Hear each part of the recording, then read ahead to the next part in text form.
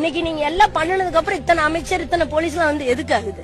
இன்னைக்கு நீங்க வேற இடத்துக்கு இந்த செருப்புக்கு எதுக்கு சார் இத்தனை போலீஸ் காவல்? இந்த செருப்புக்கு இந்த கிழிஞ்சு கட்சி கொடிக்கு எதுக்கு சார் இத்தனை காவல்? நிக்க கூடாதுங்கிறாங்க, பேசக்கூடாதுங்கிறாங்க, இத்தனை பேர் வந்து பாக்குறாங்க. நேத்துல என்ன பண்ணிட்டு இருந்தாங்க? இந்த இடம் தகுதியான இடம்னு ஒரு போலீஸ்காரனுக்கு தெரியாது. கரூர்ல இருக்கிற ஒரு போலீஸ்காரனுக்கு தெரியாதா? எல்லாத்துக்கும் பொறுப்பு முதல்ல இந்த இடத்துக்கு வந்து அப்ரூவ்டு கொடுத்த ஆளுங்கட்சி.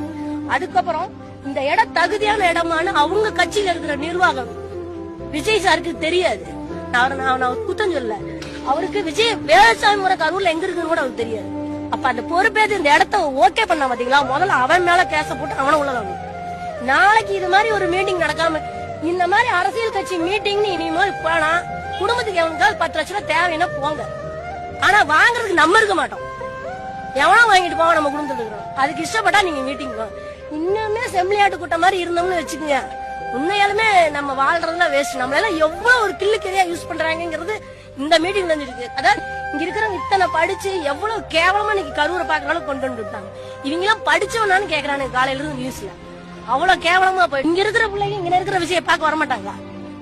யாரு நம்ம குழந்தைகளோட வரக்கு அறிவில்லையான்னு கேக்குறீங்க. இங்க பக்கத்து வீட்டு பிள்ளைங்க வந்து விஷயம் பார்க்காதா சார்? யாரு கண்ட்ரோல் பண்ண முடியும்னு நினைக்கிறீங்க? சம்பவம் நடந்தது யார் மேல குற்றங்கிறத விட கவர்மெண்ட் மனுஷனை மதிக்கிறதே இல்ல சார். எந்த அரசியல் கட்சியும் மனுஷனை மதிக்கிறது இல்ல சார்.